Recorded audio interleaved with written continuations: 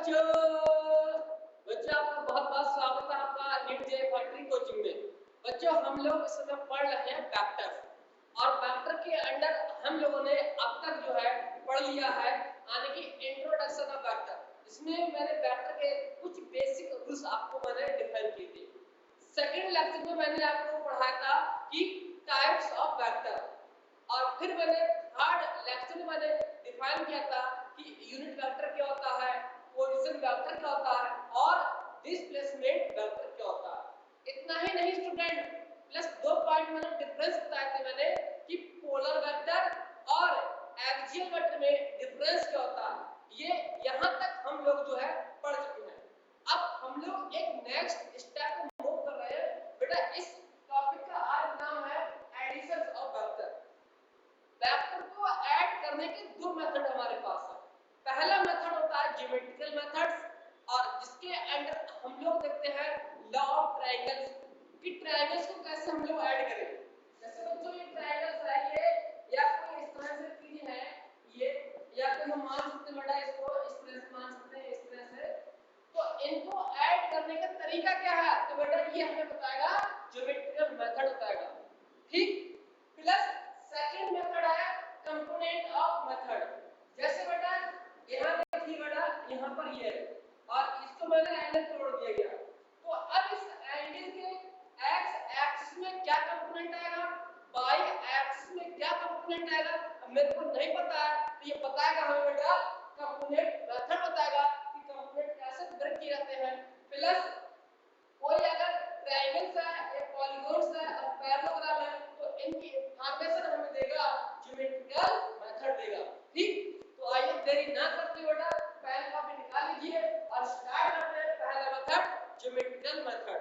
अब इसमें पहला हेडिंग क्या है बेटा लॉ ऑफ ट्रायंगल। क्या लॉ ऑफ ट्रायंगल में बेटा होता क्या है, इसमें किसी दो वेक्टर को ऐड किया जाता है। किसी दो वेक्टर है और उन दो वेक्टर को ऐड करने का जो रूल होता है उसी को बोलते हैं लॉ ऑफ ट्रायंगल।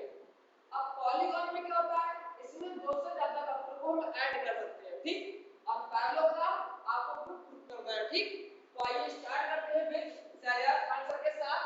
बेटा ये हेडिंग क्या है लॉ ऑफ ट्रायंगल। ठीक, तो इसको बेटा अभी इसको हिस्से जो है रोकते हैं और अब देखिए बेटा यहां पर पहला मेरा का हेडिंग क्या है बेटा, फर्स्ट मेरी हेडिंग है पढ़ना,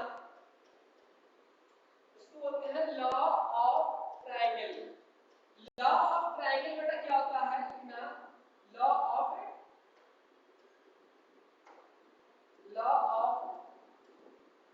ट्रायंगल। इसकी हेल्प से बेटा हम केवल दो वेक्टर को ऐड कर सकते हैं। कितने वेक्टर को, दो वेक्टर को ऐड कर सकते हैं, तो उसी को बोलते हैं लॉ ऑफ ट्रायंगल बोलते हैं। ठीक, नोट कीजिए बेटा इसको ये लिखना, this law used for additions of two vector, addition of two vector. बेटा ये टी डब्ल्यू ओ है और दो वेक्टर को कैसे ऐड किया जाए with the help of triangle. Clear, तो अब देखिए बेटा जैसे मैंने यहां बनाया है, इधर देखिए इस वेक्टर को मैंने ए मैंने मान लिया है, इस वेक्टर को मैंने ए मान लिया गया है। सेकंड वेक्टर बेटा ये है, इसको मैंने मान लिया गया है बी। ठीक, अब एक वेक्टर ए है और बी वेक्टर क्या है इधर है। अब ये तीसरा वेक्टर मैंने मान लिया यहां पर, इसको मैंने बेटा मान लिया यानी कि सी वेक्टर। क्लियर, तो अब देखिए बेटा यहां पर इस वाले वेक्टर के लिए बेटा ये टेल हो गया और ये हेड हो गया, इस वाले वेक्टर के लिए ये टेल हो गया और ये हेड हो गया। ठीक, इसी प्रकार इस वाले वेक्टर के लिए ये टेल और ये हेड। ठीक, और अपन जानते हैं कोई भी वेक्टर का जो एडिशन होता है वो कहां से होता है बेटा, एडिशन जो होता है वेक्टर का वो होता है यानी कि टेल टू हेड। वेक्टर का जो एडिशन होता है किस फॉर्म में होता है वो यानी टेल से हेड की फॉर्म होता है। क्लियर।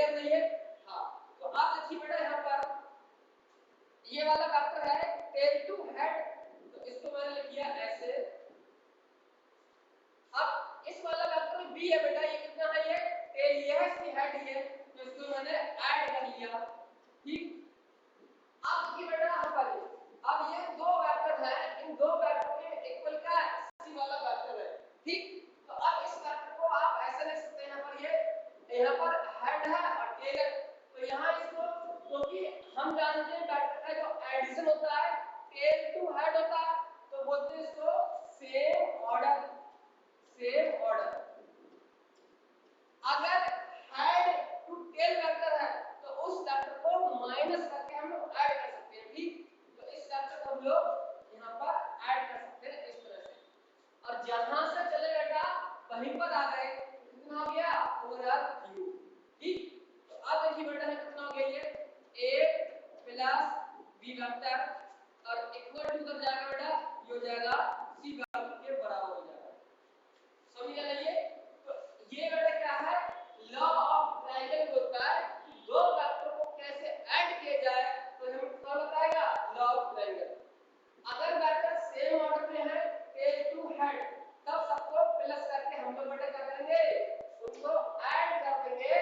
अगर कोई वेक्टर हेड से टेल आ रहा है तो उसको माइनस करके हम लोग ऐड कर देंगे। ठीक, जैसे टेल टू हेड ये बेटा सेम ऑर्डर में है, और फिर देखिए बी वाला भी सेम ऑर्डर में है टेल टू हेड, तो इनको प्लस करेंगे।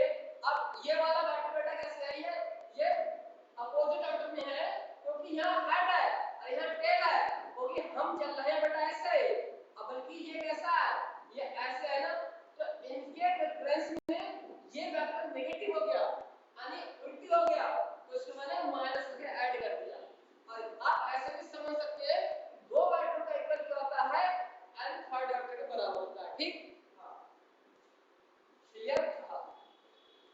और देखिए बेटा इसी तरह नंबर ये, और देखिए अगर आपको इस तरह से दे दे, आपको ये बना दिया बेटा वेक्टर, इसको b वेक्टर, अब यहाँ पर आ गया b वेक्टर, अब ये आगे देखिए बेटा ये c वेक्टर। ठीक, ये एग्जांपल दूसरा लिख लीजिए बेटा ये, तो आप तो सर आप देखिए ये वेक्टर के लिए टेल ये है, इसके लिए हेड ये है, और इस वेक्टर के लिए टेल और हेड ये है, इस वाले वेक्टर के लिए टेल और हेड ये है। तो आप प्रोफेसर सभी के सब वेक्टर कैसे हैं, ये वेक्टर सेम ऑर्डर में है, tail to head, tail to head, tail to head. तो अब बेटा इसका आएगा a plus b plus c, और अब इसको बेटा हम लोग ऐसे लिखेंगे, ऐसे करके। ठीक, क्योंकि ये तीनों कितने वेक्टर्स में है, सेम ऑर्डर में है, तो तीनों को हम ऐड करेंगे, और यहाँ बेटा जो वेक्टर सेम ऑर्डर में है इनको ऐड कर दिया, और थर्ड वेक्टर अपोजिट है तो इसके लिए कहते हैं माइनस करके ऐड करते हैं। ठीक, तो ये रूल अपन को पता होना चाहिए बेटा इसका। अब हम लोग नेक्स्ट रूल पढ़ते हैं, लॉ ऑफ पॉलीगन का होता है। लॉ ऑफ पॉलीगन बेटा डिक्टो इसी की कॉपी होता है, मतलब इसकी कॉपी क्या डिक्टो, ये बिल्कुल यही रूल होता है, बस फर्क इस बात का है कि वहां एक नहीं दो नहीं, वहां दो से ज्यादा वेक्टर को भी हमें ऐड करने का मौका मिलता है, ये लॉ ऑफ पॉलीगन बोलता है। ठीक, तो आइए सीखते हैं एप्लीकेशन इसका। सेकंड क्या है बेटा, यहाँ पर सेकंड है law of polygon, the addition of the addition of the addition of by this rule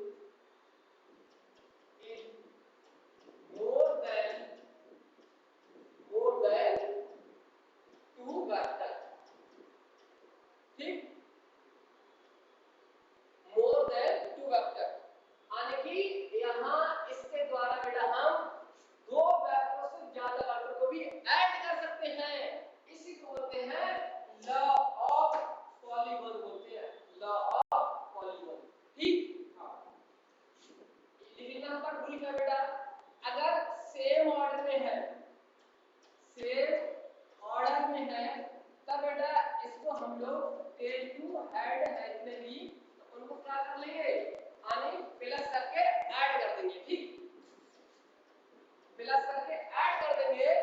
अगर से बेटा अपोजिट ऑर्डर में है, अपोजिट ऑर्डर में है, जैसे हो सकता है कोई हेड से टेल आए, तो इसको माइनस करके बेटा इसको क्या कर लेंगे, यानी कि यहां पर सब्ट्रैक्ट कर लेंगे।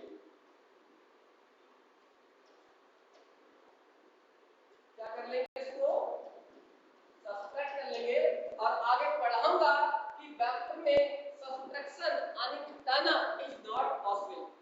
ठीक, वेक्टर में सब्ट्रैक्शन कर सकते हैं या माइनस करना कहें, नेगेटिव कहें, तो वेक्टर में किसी को हम घटा नहीं सकते, क्योंकि वहां वेक्टर के पास बेटा क्या मैग्नीट्यूड है और डायरेक्शन है, इसलिए डायरेक्शन को बेटा हम घटा जोड़ नहीं सकते बेटा, सिर्फ उनके लॉ है, उन लॉ के अनुसार हम उसको फॉलो करते हैं। ठीक, तो देखिए बेटा इसका रूल क्या हम पढ़िए, सेम ऑर्डर में टेल टू हेड सबको ऐड करते जाओ, अपोजिट ऑर्डर में है तो वहां माइनस लगा दो। ठीक, आइए एग्जांपल देखते हैं बेटा, बहुत ही बच्चों वाला एग्जांपल बेटा है ये, बच्चों वाला एग्जांपल है ये। कैसे, देखिए बेटा यहां पर, ये देखिए यहां पर ए वेक्टर बेटा ये है और बी वेक्टर ये है बेटा, सी वेक्टर ये है, अब बेटा डी वेक्टर ये है। बहुत ही इजी लिया बेटा मैंने, एक एग्जांपल समझाने के लिए लिया। ठीक, हाँ, ए vector, B vector, c vector, D और सॉरी डी में दो बार लिखिए बच्चों, और इसको कर लीजिए बेटा, इसको आप ई वेक्टर कर लीजिए। ठीक, हाँ, समझ गए ये। हाँ, आप देखिए बेटा यहाँ पर बस समझते आइएगा, जब समझा तो नोट मत करना बेटा, केवल आप वेक्टर को देखिएगा। ठीक, हाँ, और आपके पास ऑप्शन क्या है, डू है, आप वीडियो को क्लोज करके भी आप समझ सकते चीजों को, आने वीडियो क्लोज किया अब बाद में सॉल्व किया इसको। ठीक, हाँ, देखिए क्या है, ये वाला वेक्टर है, इसके लिए बेटा क्या हो गया, ये टेल, ये हेड, इस वाले वेक्टर के लिए बेटा ये टेल हो गया और ये हेड हो गया, इस वाले वेक्टर के लिए टेल और ये हेड। अगर आपको ये आ रहा है तो अच्छी बात है, डी वेक्टर के लिए बेटा ये टेल और ये हेड, ई वाले वेक्टर के लिए बेटा ये टेल हो गया और ये हेड हो गया। पता ये चल रहा है मुझे कि सारे के सारे वेक्टर कैसे बेटा, ये सारे के सारे वेक्टर हैं सेम ऑर्डर में है, सब के सब कैसे होंगे, सेम ऑर्डर में है। Tail to head, tail to head, tail to head, tail to head, tail to head. पता ये चल रहा है कि सारे वेक्टर किस रूल को फॉलो कर रहे हैं बच्चों, इस रूल को फॉलो कर रहे हैं, टेल टू हेड। तो क्या करोगे, सिंपल लफ्जों में ऐड करके आगे बढ़ जाओगे। ठीक, तो इसका क्या आएगा बेटा, यहां पर आ जाएगा a vector plus b vector plus c vector plus d vector और प्लस ई वेक्टर, जहां से चले वहीं पर आ गए, यानी कि 0। और ये क्या आ गया बेटा, इसका आंसर आ गया। समझ गए ना ये, तो क्या आ गया, ये आंसर आ गया। तुम सारे वेक्टर कैसे बेटा, ये सब के सब सेम ऑर्डर में है, सब सेम ऑर्डर में, तो ऐड करो, क्यों, क्योंकि ये वेक्टर टेल टू हेड है, ये भी कैसे है, सेम ऑर्डर में टेल टू हेड, सबको ऐड कर दो आप। ठीक, हाँ, नोट कीजिए बेटा इसको, आगे हम लोग एक सवाल और देखते हैं बेटा।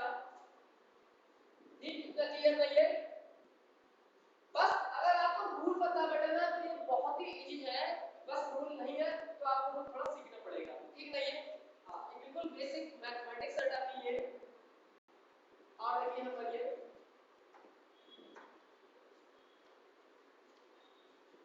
एक एग्जांपल और बताते बेटा,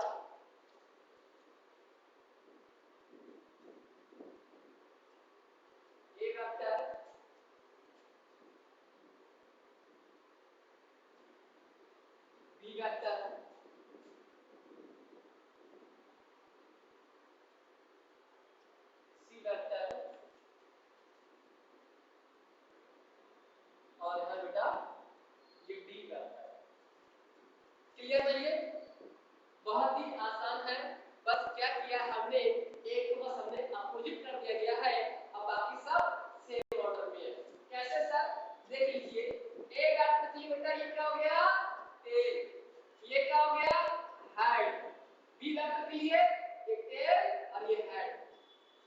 वेक्टर के लिए ये टेल और ये हेड, डी वेक्टर के लिए बेटा ये हेड हो गया और ये टेल हो गया।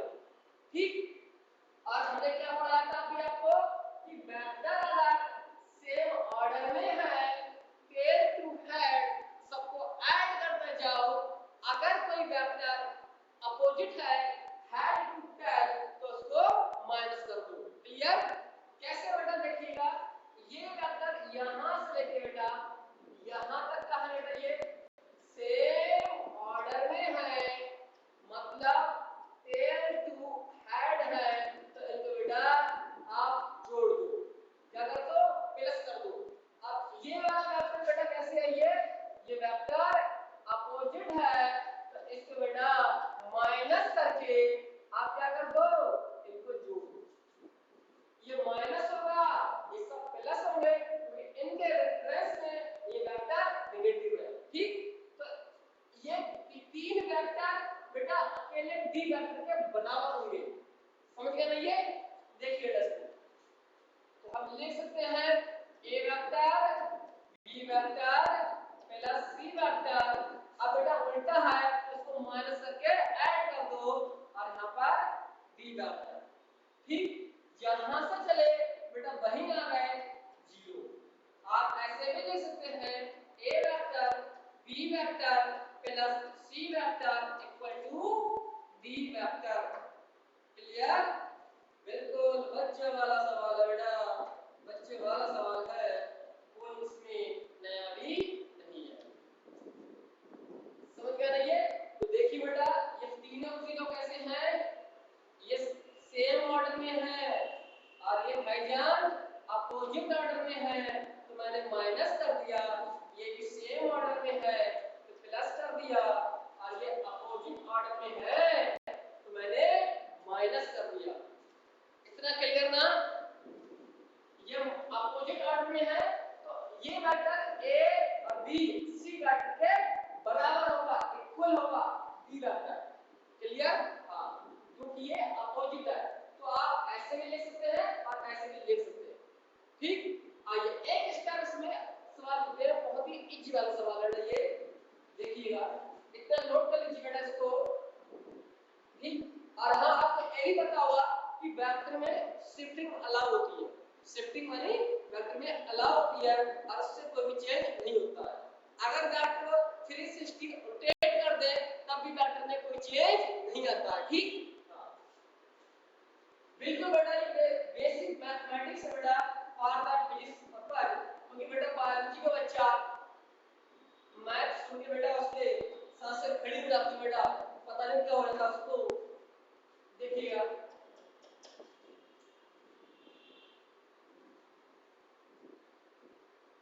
ए वेक्टर बेटा ये है, बी वेक्टर बेटा ये है,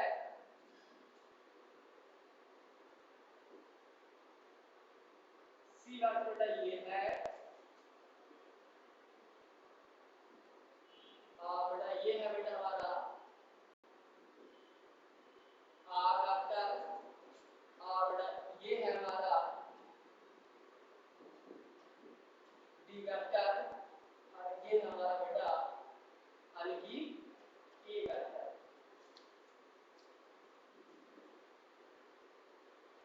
बहुत ही इजी सवाल है, बस आपको लगता होगा कि सवाल ये दो यानी कि स्क्वायर लग गया, ये स्क्वायर लग रहा और ये लग गया ट्रायंगल लग गया। ठीक, तो लेकिन अपन को तो सीखना क्या, टेल टू हेड जाओ ऐड करते जाओ, जहां कोई अगर हेड से टेल आ गया तो उसको माइनस कर दो। तो आओ देरी ना करके बेटा स्टार्ट करते इसको। ठीक, इसको वीडियो क्लोज करके बेटा इसको ये आप सॉल्व करने की ट्राई कीजिएगा इसको। ठीक, क्योंकि मैं देख नहीं सकता बस, लेकिन उम्मीद कर सकता हूं कि मेरा बच्चा जरूर वीडियो क्लोज करके इसको सॉल्व करने की ट्राई करेगा। क्लियर ना? ये बेटा यहां लगा लो, वरना ये पाप डालेगा कि आपने वेक्टर यहां लगा दिया और हमको ऐसे ही छोड़ दिया। क्लियर? देखिएगा सीखिए क्या बेटा, ये इस वाले वेक्टर की बेटा ये टेल और ये हेड, इसके लिए बेटा ये टेल और ये हेड, इसके लिए बेटा टेल और ये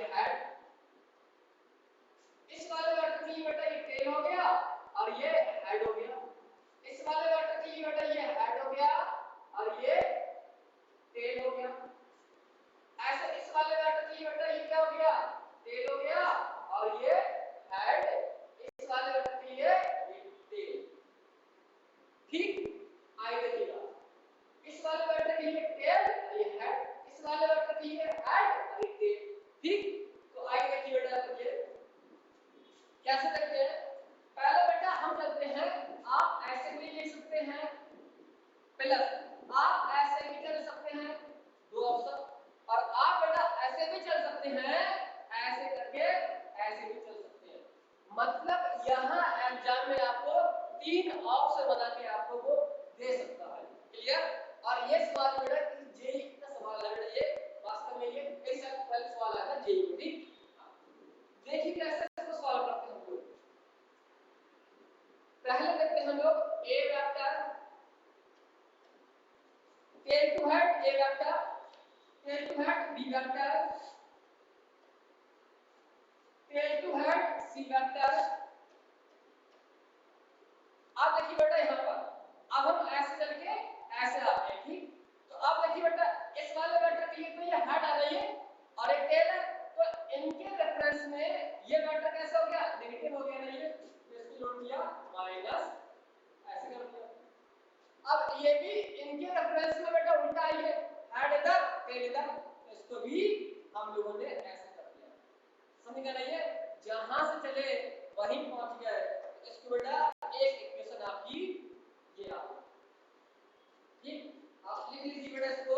तो ये बेटा इतना कैसे बेटा, ये है सेम ऑर्डर, सेम ऑर्डर है बेटा ये, तो इसको आप प्लस मान लेना, तो tail to head, tail to head, tail to head, tail to head, तीनों को हम यहाँ पर ऐड होंगे। अब इनके रेफरेंस में बेटा अब ये दो वेक्टर हैं, ये कैसे हो गए, नेगेटिव हो गए, मतलब इनको माइनस करके ऐड करना पड़ेगा। जैसे आप देख सकते हैं ऐसे करके यहाँ पर, तो ये क्या है बेटा, अपोजिट है, क्योंकि ये हेड से ये टेल है। इतना क्लियर नहीं है, इसलिए ये इनके रेफरेंस में बेटा ये क्या है, ये अपोजिट वेक्टर है। क्लियर नहीं है? हाँ, इनके रेफरेंस में है ये। तो आप देखिए बेटा इसको ऐसे लिख सकते हैं हम लोग, a vector B vector plus c vector, और इधर बेटा ये माइनस कॉमन हो गया, आप लिख सकते हैं इसको ई प्लस डी वेक्टर। ठीक, ये माइनस कॉमन हुआ, अगर जाके बेटा ये प्लस का हो जाएगा। ठीक, तो आप देखिए ए बी सी वेक्टर किसके बराबर है, डी प्लस ई के बराबर है। ठीक, आप देखिए यहाँ पर अब हम लोग ऐसे करते हैं ऐसे। ठीक, तो अब मैं ये लिखता हूँ उसको, a vector B vector c vector, यहां से हम लोग यहां पर आ गए। अब इनके रेफरेंस बेटा ये वाला वेक्टर क्या है बेटा, अपोजिट है ना, अपोजिट है, तो ये ए बी सी तीनों का जो सम होगा वो किसके बराबर होगा, इस आर वेक्टर के बराबर होगा। ठीक, तो आप इसको ऐसे भी लिख सकते हैं। ठीक, ऐसे ही यहां पढ़ाई कर सकते हैं बेटा, यहां पर बी वेक्टर प्लस ई वेक्टर। अब ये जो दो वेक्टर हैं टेल टू हेड, अब इनके रेफरेंस में ये वेक्टर कैसा है बेटा, रिजल्टेंट है यानी अपोजिट है, तो इसके बराबर होगा, d बराबर r। ठीक, तो आप इसको इस तरह भी आप इनको लिख सकते हैं। समझ गए ना ये? हाँ, ये भी बेटा बहुत इंपॉर्टेंट है, ये भी और ये भी और ये भी, चार इक्वेशन अपन से वो पूछ सकता है एग्जाम में। पूरी बेटा क्या है, बेसिक मैथमेटिक्स है। बस एक रूल है, टेल टू हेड जाओ तो ऐड करते जाओ, हेड से टेल जाओ तो इसको माइनस कर दो। ठीक, तो एक बार हमने बेटा ऐसे लिया, ये आ गया, इसको ऐसे लिख सकते हैं इसके बराबर, तो ये बोल सकते हैं ए बी सी वेक्टर इसके बराबर है, और एक बार ऐसे जाके यहाँ आ सकते हैं, तो ये वेक्टर इसके क्या है, बराबर है। एक बार हम ऐसे करके बेटा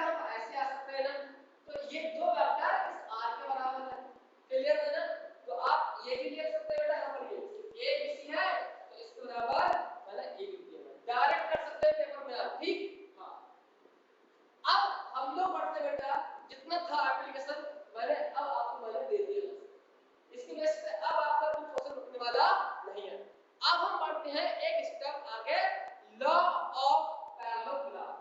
क्या है लॉ ऑफ पैरेललोग्राम, क्या है तो आइए सीखने की इसको कोशिश करते हैं। ठीक, लॉ ऑफ पैरेललोग्राम नोट कीजिएगा इसको, ये अच्छा है इसको नोट किया, ठीक है नोट कीजिए अच्छे से। लॉ ऑफ पैरेललोग्राम है बेटा, अब लॉ ऑफ पैरेललोग्राम क्या बेटा, देख तो बच्चों वाला सवाल है बेटा, कोई भी यहां बेटा ऐसे रिप्रेजेंट कर सकते हैं, इसको सिंपल हम लोग मान सकते हैं, समझ गए ना ये। हां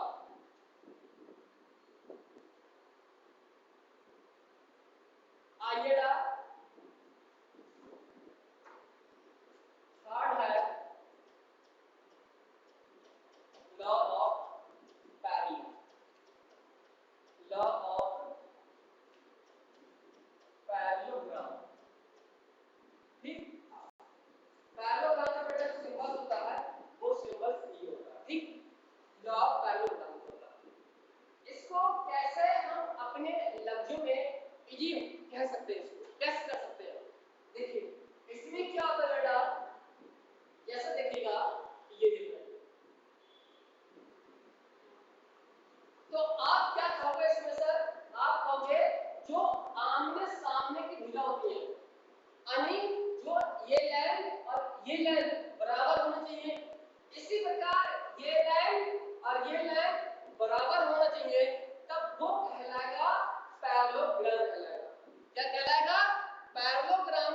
जब उनकी आने के इन फ्रंट वाली जो लेंथ है और सेम होना चाहिए, तब उनकी लेंथ क्या कहलाएगी, लॉ ऑफ पैरेललोग्राम। जैसे अगर बेटा यहां देखना, अगर ये अगर 2 सेंटीमीटर का है तो ये भी 2 सेंटीमीटर का होना चाहिए। अगर मैंने मान लिया इसको 6 सेंटीमीटर का तो बेटा ये भी 6 सेंटीमीटर का होना चाहिए, तब कहलाएगा लॉ ऑफ पैरेललोग्राम। अगर मैंने बेटा ये बना दिया गया, ये इसको लिख दिया 3 सेंटीमीटर, 3 सेंटीमीटर, इसको लिख दिया 5 सेंटीमीटर, 5 सॉरी इसको 4 सेंटीमीटर और इसको 3 सेंटीमीटर, ये तो सही है। अब 4 सेंटीमीटर है, अगर ये 4 नहीं दिया, अगर ये 5 सेंटीमीटर दे दिया गया तो अब बेटा ये जो पैरेललोग्राम है ये नहीं कहलाएगा। मतलब पैरेललोग्राम का सिंपल लफ्जों में बोल सकते हैं कि उनकी जो आमने सामने की जो लाइन होती है वो मस्ट बी इक्वल होनी चाहिए, तब वो कहलाएगा एक पैरेललोग्राम कहलाएगा। समझिएगा नहीं ये पैरेललोग्राम, क्लियर। अब बेटा इसका हम लोग क्या यूज करेंगे, देखिएगा इसका यूज क्या करेंगे हम लोग, देखिएगा यहाँ पर ये तो पहले हम क्या बना लेते हैं, लॉ ऑफ पैरेललोग्राम। क्लियर है ये, देखिएगा यहाँ पर ये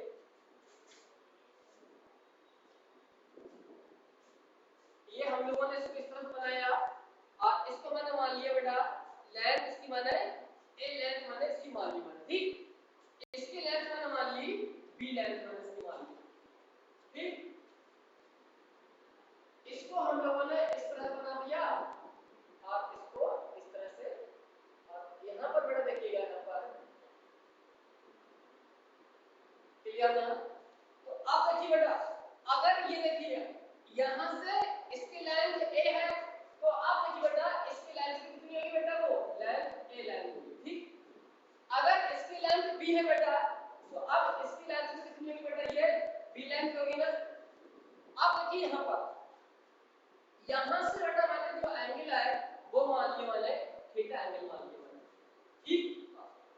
अब देखिए यहां पर अब वेक्टर b और वेक्टर a इन दोनों का जो रेक्टेंगल होगा वो इनके बीच में कहीं जाएगा, ऐसे समझ गए ना ये, वेक्टर a और b इनका रेक्टेंगल होगा वो कहीं इस वाले पॉइंट पे आएगा, तो इसको मैंने बोल दिया यानी कि r, ठीक। अब देखिए यहां से बेटा मैं मान लेता हूं जो एंगल है वो एंगल क्या मान लिया मैंने यहां पर, ये आगे इसको मैंने लो मैंने अल्फा यहां से मैंने मान लिया थीटा, इसको मैंने अल्फा मान लिया और इसको मैंने मान लिया यानी कि बीटा।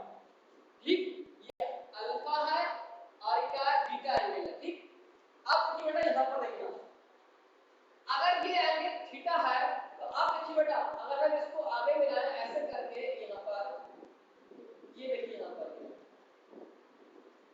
तो ये भी क्या होगा बेटा, ये भी होगा थीटा डिग्री होगा।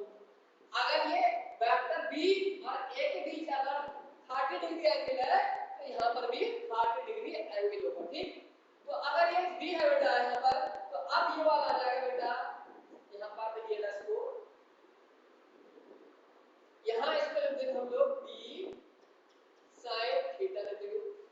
अब ये लाइन बेटा यहां पर है, इसको मैंने लिख दिया यहां पर, ये यानी कि ए सॉरी बी cos थीटा, समझे ना ये? हाँ, इसको हम लोगों ने इस तरह लिख दिया,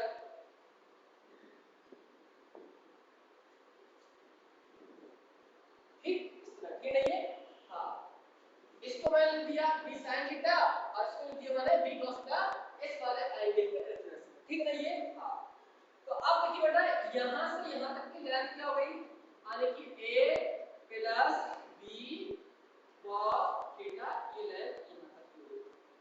ठीक, अब मैं इनकी बेटा कुछ पॉइंट मान लेता हूं। ठीक, पॉइंट मान लेता हूं, इसको बेटा मालूम है x मान सकते हैं, ये कुछ भी मान लो, x मान लो, w मान लो, p मान लो। ठीक, तो इसको मान लिया मैंने x y और t और z, क्लियर? हां, और इसको लो w मान लो। ठीक, हां, अगर कोई कहे कि सर मेरा लकी नंबर तो b है तो मैं b मानूंगा, तो बेटा आप लकी नंबर अपना b भी मान सकते हैं, इसमें कोई वाली बात नहीं है। ठीक, तो अब देखिए बेटा यहां पर, तो यहां पर बेटा जो एंगल है, जो थीटा एंगल है, ये थीटा एंगल किसके बराबर बेटा, लिखना जो एंगल है, angle between A vector and B vector, जो ए वेक्टर बी वेक्टर का एंगल क्या है बेटा बीच में, यानी थीटा डिग्री है। अल्फा क्या है बेटा, अल्फा है एंगल बिटवीन अल्फा ए वेक्टर और रिजल्टेंट वेक्टर है, इन दोनों के बीच का एंगल है ए एंड, और दो वेक्टर का रिजल्टेंट क्या है आर, उसके बीच का एंगल अल्फा है। इसी प्रकार बीटा, बीटा भी क्या बेटा, एंगल बिटवीन किसके बीच में है बेटा, बी वेक्टर और रिजल्टेंट के बीच का एंगल है ये, तो बी वेक्टर एंड रिजल्टेंट के बीच का एंगल क्या है, आने बीटा मिलती है। ठीक, तो अब बेटा यहां क्या लगेगा, देखना अगर मैं यहां से देखूं तो सर इस एंगल के रेफरेंस में ये बन जाएगा मेरे यहां पर, ये बेस बन जाएगा, ये बन जाएगा मेरे पास परपेंडिकुलर, और ये बन जाएगा हाइपोटेन्यूस बन जाएगा। ठीक, हां, तो देखिए बेटा यहां पर अगर मैं लिखूं यहां पर इसको, ये x और z, x z का स्क्वायर, बेटा ये जो वैल्यू है ना ये किसके बराबर होगी, इसके और इसके बराबर होगी। ठीक, तो लिख सकते हैं आप x t का स्क्वायर प्लस और z t का स्क्वायर, z t का स्क्वायर। ठीक, और आप बेटा इसको ऐसे भी लिख सकते हैं, ये बेटा क्या है हाइपोटेन्यूस, और ये है बेटा बेस, और ये है बेटा परपेंडिकुलर। हाइपोटेन्यूस, बेस और परपेंडिकुलर। ठीक, तो ये मैंने इसको इस तरह से लिख दिया, इतना क्लियर है ये? अब देखिए बेटा यहां पर, अब जो वैल्यू बेटा यहां पर है, तो मैं यहां लिख सकता हूं बेटा जो y और जो t है बेटा ये क्या है, b cos थीटा, और जो x और y है बेटा ये किसके बराबर है, a के बराबर है। ठीक, हाँ, इसी प्रकार बेटा जो z और t जो है, z और t बेटा वो है b sin थीटा के बराबर है।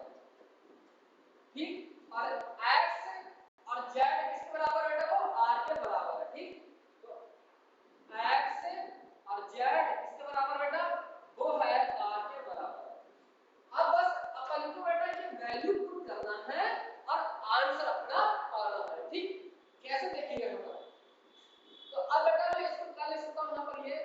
ये वैल्यू है यानी कि x z स्क्वायर प्लस अब x t है बेटा, जो x t है तो मैं इसको वैल्यू को लिख सकता हूं x t बराबर यानी कि x y plus y t का स्क्वायर।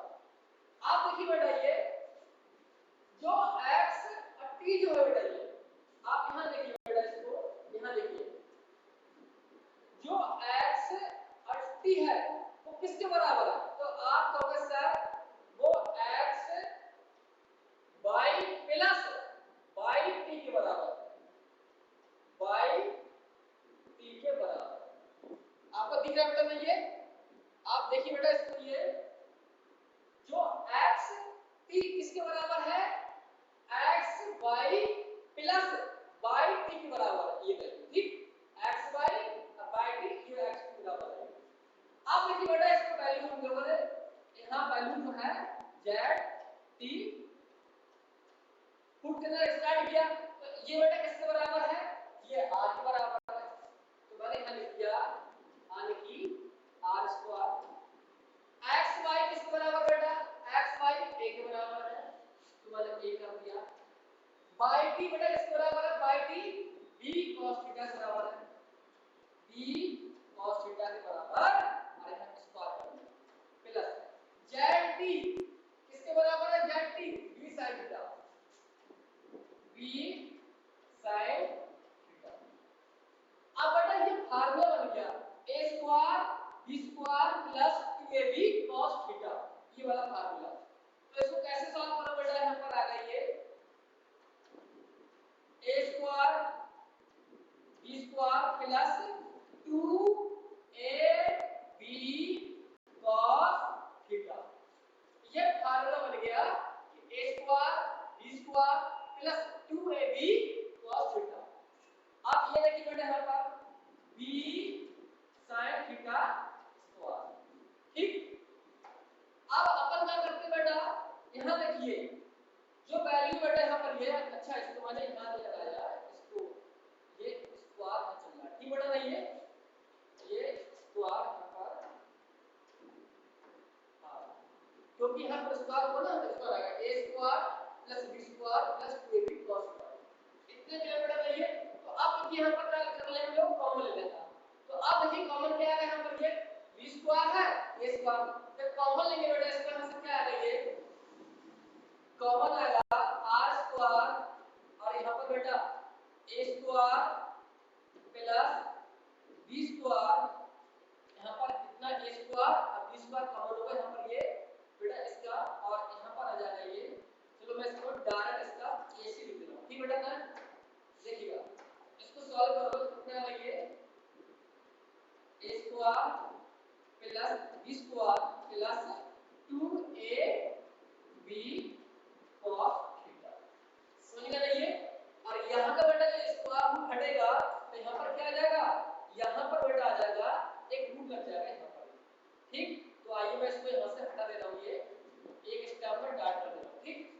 तो वैल्यू क्या आएगी बेटा इसकी a square b square plus 2ab cos theta. तो ये बेटा स्क्वायर यहां से हटेगा तो यहां पर क्या आ जाएगा, यहां आ जाएगा स्क्वायर आ जाएगा, समझ गए ना ये। जब यहां से ये हटेगा स्क्वायर तो यहां पर क्या आ जाएगा रूट लग जाएगा, तो ये वैल्यू आपको सारी वैल्यू बेटा पर ये पता होना चाहिए, आपको कितना चले बेटा ना ये सारी वैल्यू का यहां पर ये पता होना चाहिए आपको, क्लियर। एक बेटा यहां पर ये वैल्यू जो है ना यहां पर उसको यहां बेटा वैल्यू क्या है पर ये वैल्यू आएगी a स्क्वायर तो ऐसे आ जाएगा plus b square cos theta, ये आ गया ठीक। तो एक बार बेटा मैंने ऐसे कर लिया यहां पर इसका आ गया यहां पर और एक बार इसका आ गया, ठीक। तो a स्क्वायर b स्क्वायर इतना आ गया ये b square cos theta plus 2ab cos theta, ठीक। अब यहां से बेटा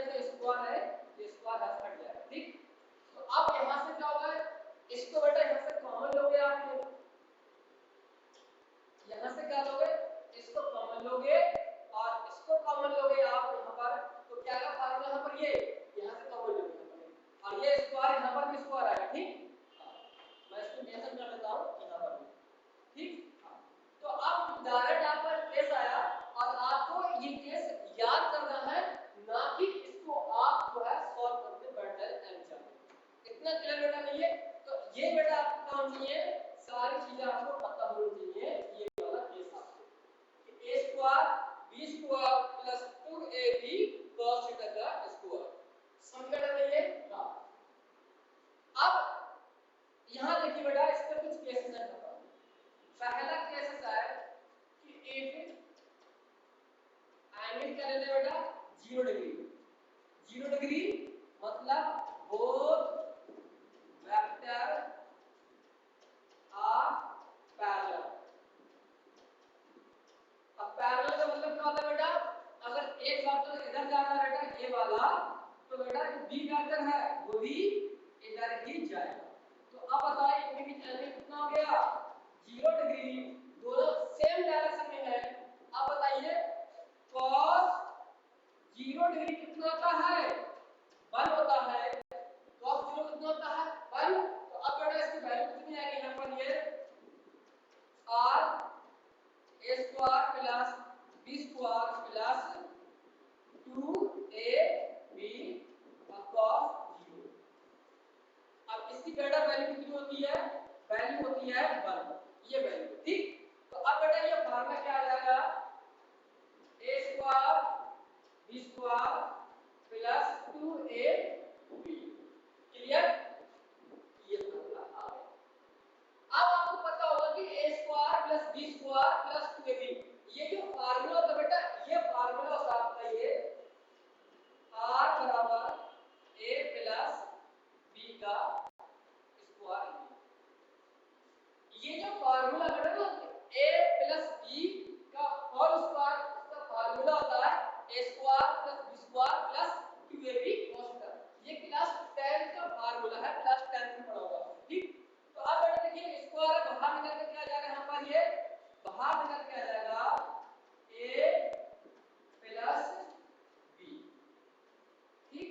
अब ये बेटा इसकी क्या है, ये है इसकी मैक्सिमम वैल्यू। और हम जानते भी हैं कि जब दो वेक्टर पैरेलल में होते हैं, दोनों वेक्टर की डायरेक्शन सेम होती है, तो उस केस में जो रिजल्टेंट आता है उसकी मैक्सिमम वैल्यू होती है, ठीक। जब दो वेक्टर सेम डायरेक्शन में होते हैं, पहला केस कितना है, पैरेलल, दोनों वेक्टर कैसे होता है, सेम डायरेक्शन में है, एंगल 0 होगा। cos 0 कितना होता है बेटा, 1 होता है।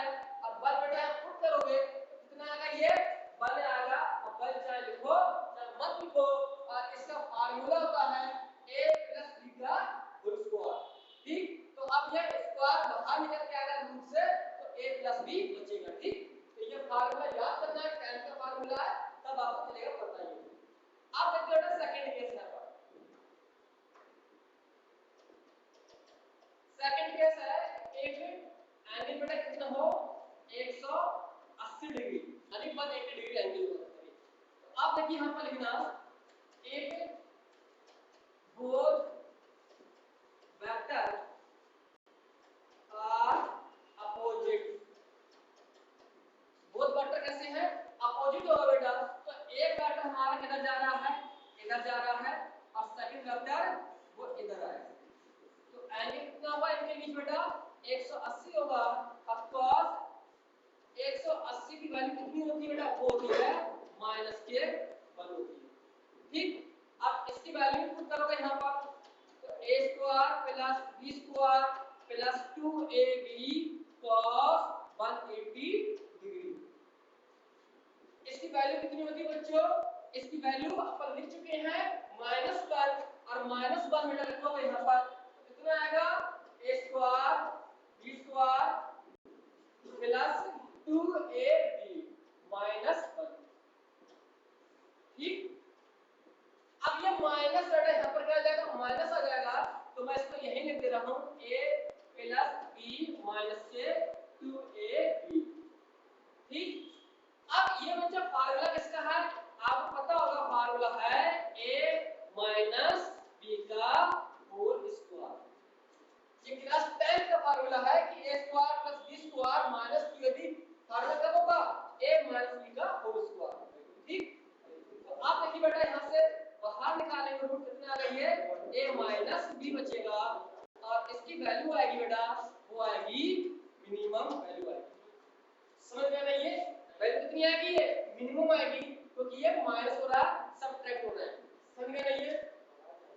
थर्ड केस बेटा यहाँ पर है, एंगल बेटा कितना हो 90 डिग्री, यानी कि परपेंडिकुलर।